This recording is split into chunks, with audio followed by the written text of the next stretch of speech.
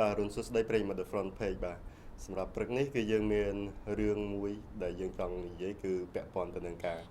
សាងសង់ជញ្ជាំងព្រំដែនបាទរវាងអាមេរិកហើយនិងមេស៊ីកូបាទគឺលោក Donald Trump ហ្នឹងបានបញ្ជាឲ្យចង់និយាយថាឲ្យអ្នកនៅក្រោមអាវ៉ាត់របស់ខ្លួនហ្នឹងគឺចាប់ផ្ដើមគិតដល់ការសាងសង់ជញ្ជាំងព្រំដែនជាមួយនឹងប្រទេសមេស៊ីកូហើយបាទប៉ុន្តែមុននឹងនិយាយឈានចូលដល់លម្អិតរឿងនេះឥឡូវយើងសូមសង្ខេបនៅរឿងខ្លីៗសំខាន់ៗពីជុំវិញពិភពលោកចំនួន3ជាមុនសិនបាទរឿងដែលយើងនឹងលើកយកមកនិយាយទាំង3នេះគឺដកស្រង់ចេញពី app ខ្លីៗបាទដោយរឿងទី1គឺនិយាយអំពីប្រធានាធិបតីរបស់មេស៊ីកូបាទគឺលោកអធិស្ឋានគឺលោកនឹងក្រុងលុបចោលទស្សនកិច្ចទៅកាន់ទឹកដីសហរដ្ឋអាមេរិកនៅសប្តាហ៍ក្រោយនេះបាទបន្ទាប់ពីទទួលដំណឹងថាលោក Donald Trump គឺបានបញ្ជាមានការសាងសង់ជញ្ជាំងព្រំដែនទល់នឹងមេស៊ីកូបាទសូមបញ្ជាក់ថាប្រធានាធិបតីរូបនេះធ្លាប់រងការរិះគន់បាទក្រោយបានអញ្ជើញលោក Donald Trump ទៅធ្វើទស្សនកិច្ចនៅក្នុងប្រទេសមេស៊ីកូកាលពីខែសីហាឆ្នាំកន្លងទៅថាលោកនោះគឺមិនហ៊ានប្រឈមមុខតជាមួយនឹងលោក Donald Trump បាទចំណែករឿងទី2របស់យើងវិញគឺនិយាយអំពីម្ចាស់មេដាយមាសបាទដែលល្បឿនលឿនជាងគេបំផុតនោះគឺ Usain Bolt បាទ Usain Bolt ត្រូវបានគេដកហូតមេដាយមាសមួយគ្រឿងចេញវិញគឺមេដាយរត់ប្រណាំងបណ្ដាក់គ្នាបាទ4នាក់នៅក្នុងកីឡាអូឡ িম্প ពិកបាទដោយសារតែរកឃើញថាមិត្តដៃគូម្នាក់បាទសមាជិកម្នាក់របស់ខ្លួននៅក្នុងចៅអាមេរិកហ្នឹងគឺប្រើប្រាស់សារធាតុបើកម្លាំងនៅក្នុងយុទ្ធនាការនេះបាទហើយរឿងចុងក្រោយរបស់យើងបាទរឿងទី3របស់យើងគឺនិយាយអំពី Samsung បាទ Samsung បានលក់smartphone របស់ខ្លួនរហូតដល់90លានគ្រឿងបាទនៅត្រីមាសទី4ចុងឆ្នាំនេះបាទទោះជាមានករណីផ្ទុះ Note 7ក៏ដោយបាទអញ្ចឹងព័ត៌មានសំខាន់ទាំង3សម្រាប់នៅព្រឹកនេះគឺមានតែប៉ុណ្ណឹងឥឡូវយើងចូលមកលម្អិតព័ត៌មានសំខាន់ប្រចាំថ្ងៃរបស់យើងតែម្ដងគឺពាក់ព័ន្ធទៅនឹងការសាងសង់ជញ្ជាំងព្រំដែនបាទរវាងមេស៊ីកូហើយនិងអាមេរិកបាទគឺកាលពីថ្ងៃពុធម្សិលមិញនេះលោក Donald Trump បានបញ្ជាឲ្យចាប់ផ្ដើមគិតគូរទៅដល់ការសាងសង់ជញ្ជាំងព្រំដែនជាមួយនឹងប្រទេសមិចស៊ិកបាទហើយក្រៅពីហ្នឹងក៏លោកលើកឡើងនៅបញ្ហាមួយចំនួនដែរប៉ុន្តែឥឡូវខ្ញុំសូមនិយាយពីបញ្ហានេះមុនបាទលោក Donald Trump បានថ្លែងនៅចេញពីក្រសួងសន្តិសុខមាតុភូមិរបស់អាមេរិកហ្នឹងគឺបានដាក់បញ្ជាឲ្យមានការសាងសង់ជញ្ជាំងនេះភ្លាមដោយលោកបាននិយាយថាការសាងសង់ជញ្ជាំងព្រំដែនជាមួយនឹងមិចស៊ីកូនេះគឺនឹងធ្វើឲ្យសុវត្ថិភាពរវាងប្រទេសទាំងពីរគឺកាន់តែប្រសើរឡើងហើយចំណុចមួយទៀតដែលលោកបានបញ្ជាក់ដែរនោះគឺថាប្រទេសមួយដែលគ្មានព្រំដែនទេគឺមិនមែនជាប្រទេសទេហើយលោកបញ្ជាក់ច្បាស់ថាចាប់តាំងពីថ្ងៃនេះទៅអាមេរិកនឹងត្រឡប់មកគ្រប់គ្រងបាទពេញទំហឹងទៅលើបញ្ហាព្រំដែនរបស់ខ្លួននេះចំណុចមួយដែលលោកបានបញ្ជាក់ដើម្បីគ្រប់គ្រងការសាងសង់ជញ្ជាំងព្រំដែននេះផងដែរគឺលោកបញ្ជាក់ថានៅពេលដែលជញ្ជាំងព្រំដែនដ៏ធំនេះត្រូវបានសាងសង់រួចរាល់គឺនឹងអាចជួយកាត់បន្ថយអក្រិតជនការលក់អាវុធការជួញដូរអាវុធខុសច្បាប់ក៏ដូចជាលំហូរសាច់ប្រាក់បាទទៅក្រៅប្រទេសគឺលោកចង់សម្ដៅហូរចេញពីអាមេរិកគឺទៅកាន់ប្រទេសមេស៊ីកូបន្តតែម្ដងបាទសូមបញ្ជាក់ថាក្រៅពីការបញ្ជាឲ្យមានការសាងសង់ជញ្ជាំងព្រំដែនរវាងមេស៊ីកូហើយនិងអាមេរិកនេះ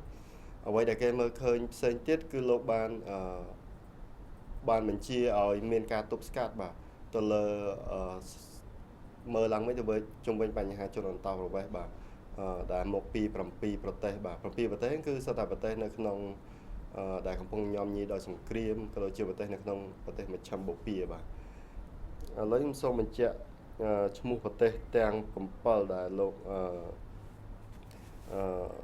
Donald Trump បានបញ្ជាឲ្យមានការរដ្ឋបិទទៅលើជនអន្តោប្រវេសន៍នោះគឺរួមមានប្រទេសស៊ីរីប្រទេសស៊ូដង់ប្រទេសសូម៉ាលីអ៊ីរ៉ាក់អ៊ីរ៉ង់ប្រទេសលីប៊ីហើយនិងប្រទេសយេម៉ែនបាទអញ្ចឹងគឺប្រទេសទាំងអស់នេះគឺមានការចង់និយាយថាមានការរដ្ឋបិទមែនតើក្នុងការចូលទៅកាន់ទឹកដីអាមេរិកហើយអ្វីដែលគេមើលឃើញមួយទៀតនោះគឺលោកនឹងចាត់វិធានការក្តៅហើយបាទ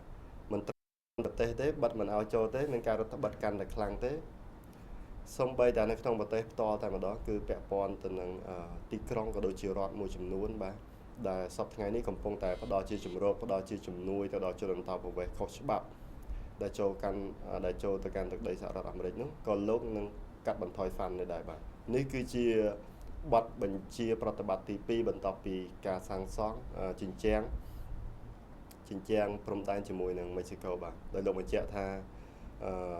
ទីក្រុងក៏ដូចជារដ្ឋទាំងអស់ដែលផ្ដល់ជំរកទៅដល់ជនអន្តោប្រវេសន៍ខុសច្បាប់បច្ចុប្បន្ននេះគឺស្ថិតនៅក្រោមការគ្រប់គ្រងរបស់គណៈបកប្រជាធិបតេយ្យបាទប្រជាធិបតេយ្យដែលជាគណៈបកប្រឆាំងបច្ចុប្បន្នបាទសូមបញ្ជាក់ផងដែរថា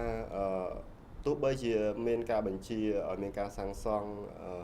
ជញ្ជាំងព្រំដែនរវាងអាមេរិកហើយនិងមេស៊ីកនេះក៏ដោយប៉ុន្តែការសាងសង់មិនទាន់ធ្វើឡើងភ្លាមទេគ្រាន់តែបន្ទាប់ពីបញ្ជានេះគឺនឹងមានការចាប់ផ្ដើមគម្រោងសិក្សាពីគម្រោងតតែម្ដងហើយបន្ទាប់ពីគម្រោងបានបញ្ចប់លោកបញ្ជាក់ថាប្រហែលជាកំឡុងពេលប្រហែលជា 2-3 ខែទៀតគឺការសាងសង់អាចនឹងចាប់ផ្ដើមហើយអ្វីដែលធ្វើឲ្យពិភពលោកមានការងឿងឆ្ងល់គឺលោក Donald Trump បានបញ្ជាក់ម្ដងហើយម្ដងទៀតថាលោកនឹងឲ្យមេស៊ីកូចេញថ្លៃសាងសង់ទាំងអស់តែម្ដងបាទអញ្ចឹងគឺយើងអត់ច្បាស់ទេថាតើគាត់ឲ្យមេស៊ីកូចេញថ្លៃសាងសង់ដោយវិធីណាប៉ុន្តែលោកថានឹងមានការចុះហត្ថលេខាលើកិច្ចព្រមព្រៀងមួយចំនួនដែលជាកិច្ចព្រមព្រៀងមួយដ៏ស្មុគស្មាញទៀតដែលនឹងជំរុញទៅឲ្យមេស៊ីកូសាងសង់ជញ្ជាំងនេះព្រោះលោកបញ្ជាក់ច្បាស់ថាវានឹងល្អសម្រាប់ទាំងអាមេរិកក៏ដូចជាមេស៊ីកូបាទមានតែប៉ុណ្ណឹងសម្រាប់ព័ត៌មានថ្ងៃហ្នឹងហើយក្រៅពីហ្នឹងយើងងាកចេញពីក្រៅសាច់រឿងតិចគឺបន្ទាប់ពីឡើងកាន់តំណែងក្នុងរយៈពេលខ្លីនេះគឺលោក Donald Trump ហាក់ធ្វើទៅតាមអ្វីដែលលោកបានសន្យានៅក្នុងអំឡុងយុទ្ធនាការបោះឆ្នោតបាទដែលនេះគឺធ្វើឲ្យមហាជនមួយចំនួនគឺកំពុងតែមានការព្រួយបារម្ភបាទពីព្រោះកន្លងមកធ្លាប់មានការបញ្ជាក់ដែរថាការឃោសនានៅក្នុងយុទ្ធនាការបោះឆ្នោតជារឿងមួយផ្សេងចំណែកការអនុវត្តគឺជារឿងមួយផ្សេងប៉ុន្តែឥឡូវនេះនៅពេលដែលគាត់ឡើងកាន់តំណែងយើងមើលឃើញបញ្ហាមួយចំនួនគឺគាត់រត់បិទមែនតើជាពិសេសគឺបញ្ហាពាណិជ្ជកម្មជាមួយចិនបញ្ហាចំនួនសមុទ្រចិនខាងត្បូងបញ្ហាជនអន្តោប្រវេសន៍ហើយនិងបញ្ហាសាងសង់ជញ្ជាំង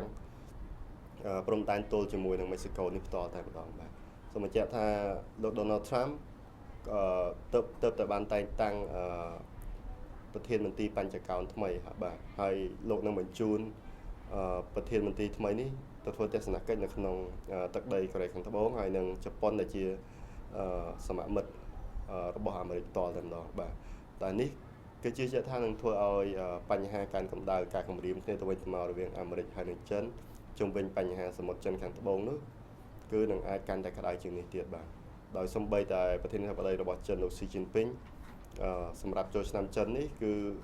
លោកបានបញ្ជាឲ្យមានការវឹកហាត់ក៏ដូចជា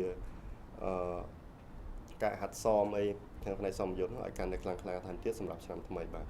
នេះគឺជាសារមួយដែលមិនធ្លាប់មានប្រធានាធិបតីណាមួយជូននៅអំឡុងពិធីបុណ្យដ៏រីករាយបាទគឺពិធីបុណ្យចូលឆ្នាំចិនដែលនឹងចូលមកដល់នៅថ្ងៃស្អែកនេះបាទអញ្ចឹងព័ត៌មានរបស់យើងនៅព្រឹកនេះពាក់ព័ន្ធទៅនឹងការសាងសង់ជញ្ជាំងព្រំដែនរវាងអាមេរិកហើយនិងមេស៊ីកូដែលបញ្ជាដោយលោក Donald Trump គឺបានឈានមកដល់ទីបញ្ចប់ប្រសិនបើមានការអាប់ដេតចុងក្រោយឯណាទៀតថាការបរិច្ឆេទជាក់លាក់ត្រូវបានសាងសង់នៅពេលណាហើយអ្នកចេញលុយពិតប្រាកដហ្នឹងគឺខ្ញុំនឹងរាយការណ៍ជាបន្តទៀតបាទដោយសារតែថ្ងៃនេះគឺជាថ្ងៃចុងក្រោយពីព្រោះថាចូលឆ្នាំចិននឹងនឹងមកដល់បាទថ្ងៃសែនចិននឹងមកដល់ថ្ងៃស្អែកអញ្ចឹងក្រុមការងាររបស់យើងនឹងជប់សម្រាប់រយៈពេល3ថ្ងៃអញ្ចឹងចំពោះប្រិយមិត្តដែលជាប់ខ្សែស្រឡាយចិនវៀតណាមដែលមានកម្រងនឹងដើរកំសាន្តក៏ដូចជារីករាយជាមួយបងប្អូនអបអរពិធីបុណ្យដ៏រីករាយនេះសូមទទួលបានសុខសុវត្ថិភាពនិងភាពរីករាយស្រស់ស្រាយទាំងអស់គ្នាបាទសម្រាប់ពេលនេះខ្ញុំបាទសេហារួមជាមួយនឹងក្រុមការងារ30 Daily សូមអរគុណសូមគោរពលាបាទ